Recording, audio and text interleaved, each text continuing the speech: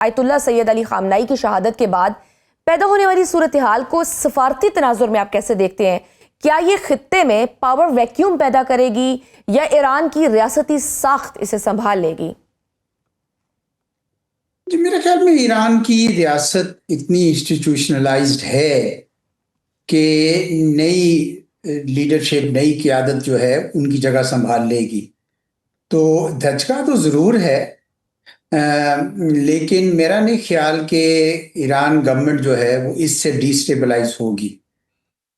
जो असल फैसला होगा वो तो जंग पे होगा कि क्या ईरान की हुकूमत संभाल सकती है, लेकिन इससे कम से कम मैं समझता हूँ कि उतना ज़्यादा फर्क नहीं पड़ेगा। जी ठीक, क्या अमेरिका ने ईरान की क़यादत को निशाना बनाकर आप कह सकते हैं कि सफारती रास्ते खुद बंद कर दिए हैं? Was this a strategic miscalculation diplomatically? नहीं जी, सिफारती रास्ते तो ना उनको मतलब और ना ही वो उसके लिए कोई काम करना चाहते थे। वो तो न्यूक्लियर डील थी, वो ईरान पहले से माना हुआ था। फिर आपने हाल ही में देखा कि ओमान के जो फॉरेन मिनिस्टर थे, सालिस थे, उन्होंने भी कहा, बड़ा क्लियरली कह दिया था कि ईरान तो मान गया है जीरो एनरिचमेंट पे, जीरो स्टॉक पाइलिंग पे, तो फिर भी हमला हो गया। गोया असल मकसद डायलॉग था ही नहीं, असल मकसद तो कुछ और था, और वो ये था कि जी इस रिजीम को, जो एक वाहिद मज़ाहमत रह गई है इसराइल के लिए, उसको कमज़ोर किया जाए और प्रेफरेबली गिरा दिया जाए, ये मकसद था। एजाज साहब, ईरान की जानिब से खलीजी ममालिक में अमरीकी अड्डों को निशाना बनाने के बाद कुवैत, कतर, बहरीन और मुत्तहिदा अरब अमारात की सफारती पोजीशन आपके ख्याल में क्या हो सकती है? क्या वो अमरीका से फासला इख्तियार कर सकते हैं? नहीं साहब, क्यों करेंगे वो, बल्कि उल्टा होगा, क्योंकि जो खलीजी रियासतें हैं वो तो ईरान से बहुत खफा हैं कि ईरान ने क्यों उनके ऊपर हमला किया। अब ईरान का इस्तदलाल ये था कि आपने चूंकि अमेरिका को अड्डे दिए हुए हैं, तो वो गोया अब वो अमेरिका की सरजमीन हो गई, तो हम तो उस पर हमला कर रहे हैं, आप पे नहीं कर रहे। लेकिन वो कहते हैं कि हमने तो आपको एश्योरेंस दी थी कि वो आप हमारी सरजमीन इस्तेमाल नहीं होगी आपके लिए, उसके बावजूद आपने हम पे हमले कर दिए। और हम ये समझते हैं कि हम जिसको मर्जी अड्डे दें या ना दें, ये हमारी सरजमीन है और आपने हम पे हमला किया।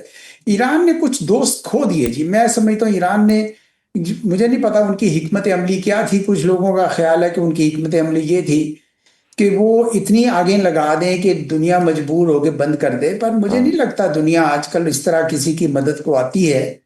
वो क्या ये इतना, जो उन्होंने जिसे कहते हैं अंग्रेजी में कि स्प्रेड्स टू थिनली, क्या वो इतने सारे महाजों पर एक ही वक्त में काम कर सकते हैं और फिर जीत भी सकते हैं?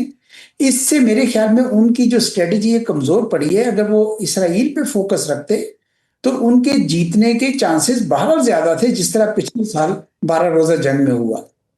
बिल्कुल, और अब हम देख रहे हैं कि खलीजी ममालिक का तो बड़ा सख्त रद्द-ए-अमल आ रहा है। ईरान को कह रहे हैं कि नताइज भुगतना होंगे। क्या खलीज आपस में ही दोबारा बराह रास्त प्रॉक्सी या फिरका वाराना जंगों में घुसने जा रहा है? मेरा नहीं ख्याल, मैं नहीं ये देख रहा कि खलीजी रियासतें ईरान पे हमला करेंगी। मेरे ख्याल में वो चाहेंगी कि हम बतौर विक्टिम नजर आए, कि और इंसानी हम सारे मुल्कों की हमदर्दियां हमारे साथ रहें, और ईरान पे बमबारी इसराइल और अमेरिका कर रहे हैं उनको करने, क्योंकि अमेरिका इसराइल के पास टेक्नोलॉजी भी ज्यादा है और वो कर रहे हैं, उनको गिराने की कोशिश कर रहे हैं हुकूमत को। तो खलीजी रियासतें क्यों उसमें इन्वॉल्व होंगी? मैं नहीं समझता कि वो शामिल होंगी। और सर, अब तो हबनाए हर्म्स की भी बंदिश होगी। आपको क्या लगता है इसके बाद अक़वाम मुत्तहिदा या बड़ी ताकतें फौरी मुदाखलत करेंगी? What diplomatic mechanisms are available to prevent escalation? या फिर आप समझते हैं कि ये आलमी अदारे अब ताकत और वक़्त मुकम्मल खो चुके हैं और फैसले अब मैदान में पावर से ही होने चाहिए? ऐसा ही है जी, ऐसा ही है। कोई बैनुल अक़वामी कानून जो है उसकी कोई पासदारी नहीं, कोई बैनुल अक़वामी इदारा बशमूल अक़वाम मुत्तहिदा के उसकी कोई खास सुनता नहीं है। देखे ना, अमेरिका सबसे बड़ी ताकत है, वही अमेरिका यूनाइटेड नेशंस में भी बैठता है, उसका वो वीटो भी रखता है ताकत, तो वो कहाँ चलने देता है किसी इदारे को।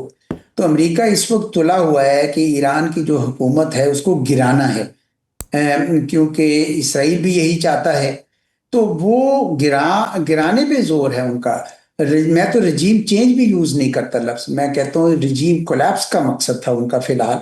वो तो दूसरा मरला आएगा कि किसको लगाना है। वो कहते तो हैं हमारे पास कोई साहब हैं जिनको हम अब इंस्टॉल करेंगे, कोई पपेट होगी, लेकिन अभी तो वो सिर्फ उनको गिराना चाहते हैं। और कोई ऐसा इदारा, कोई ऐसा मुल्क नहीं जो बीच में आए। रूस से तवक्को थी, वो उसने कुछ नहीं किया। चीन से तवक्को थी, उसने कुछ नहीं किया। तो इसलिए मुझे लगता है कि ईरान को ये जंग खुद ही लड़नी पड़ेगी। और उसके लिए वो दावे तो बड़े कर रहे हैं और पूरे एतमाद भी नजर आते हैं कि हम लड़ेंगे और इनके दांत खट्टे करेंगे। लेकिन पता नहीं कितने उनके पास मिसाइल हैं, क्या वो कर सकते हैं कि नहीं कर सकते हैं, ये आने वाले 1-2 हफ्ते में पता चल जाएगा। बट सर, जिस तरह अब हिजबुल्लाह की शमूलियत भी बराह रास्त इस जंग में हो गई है, इसके बाद क्या ये तनाज़ा मुकम्मल रीजनल ब्लॉक कन्फ्रंटेशन की तरफ बढ़ सकता है? देखिए, हिजबुल्लाह को पहले ही बहुत कमजोर कर चुके हैं। हमास को भी किया था, हिजबुल्लाह को बहुत कमजोर किया था। तो वो तो ईरान की ही एक्सटेंशन समझे जाते हैं ना। हिजबुल्लाह हो गए या इराकी मिलिशियाज हो गए या सीरिया में जो मिलिशियाज हैं, लेकिन उन पहले ही बहुत कमजोर किया जा चुका है। और ईरान भी अब इस पोजीशन में नहीं है कि उनकी मदद कर सके। पहले तो था ना कि वो अल असद रजीम होती थी, उनके थ्रू मदद कर देता, अब तो ईरान भी नहीं कर सकता। इसलिए मुझे लगता है कि ये ईरान के पास अपना जो जखीरा है मिसाइल्स का, उसके ऊपर ही आएगा। और कुछ सुना है कि चीन ने सामान दिया, मुझे कोई इसके बारे में मुसद्दका नहीं है इंफॉर्मेशन, लेकिन अगर दिया है तो ये शायद जंग थोड़ी देर तूल पकड़े और उसमें फिर देख। मैं इसके 2 सिनेरियोज देख रहा हूं, अगर आप चाहें तो मैं बयान कर दूं उनको। जी।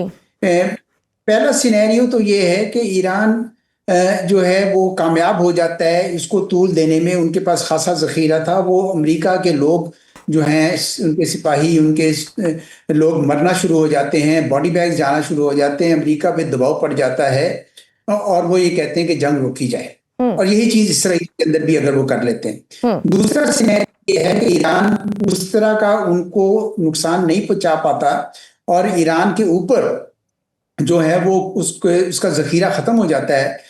तो फिर ईरान के पास जो है कोई चॉइस नहीं रहेगी। वहां पे एक फसाद, एक बहुत बड़ा यानी अफरा तफरी वहां पे आ जाएगी। तो ये 2 सिनेरियो। जी जी। और ऑब्वियसली जिस तरह से एक्सपेक्ट कर रहे थे कि चीन और रूस इसमें किरदार अदा करेंगे, वो तो वो नहीं कर सके। पसे पर्दा आपने कहा कि कुछ सपोर्ट मिल रही है उनको दिफाई। तो आप आगे चल के क्या उनकी कोई रोल देख रहे हैं ईरान और रूस का, कहीं ना कहीं किसी पॉइंट पर? नहीं, किसी देखिए, रूस तो यूक्रेन की जंग में बुरी तरह मुलव्वस है। वो थोड़ा बहुत मदद तो कर देगा लेकिन को खास नहीं कर सकता। वो तो सीरिया की जब गवर्नमेंट गिर रही थी, वहां 2 अड्डे थे इनके रूस के, वो नहीं कर सके। जहां तक चीन का ताल्लुक है, चीन अपने टाइम टेबल पर चल रहा है। वो इस वक्त उसको ज्यादा दोस्तियां नहीं मरगूब। चीन को तो इस वक्त इस्तेहकाम चाहिए, स्टेबिलिटी चाहिए।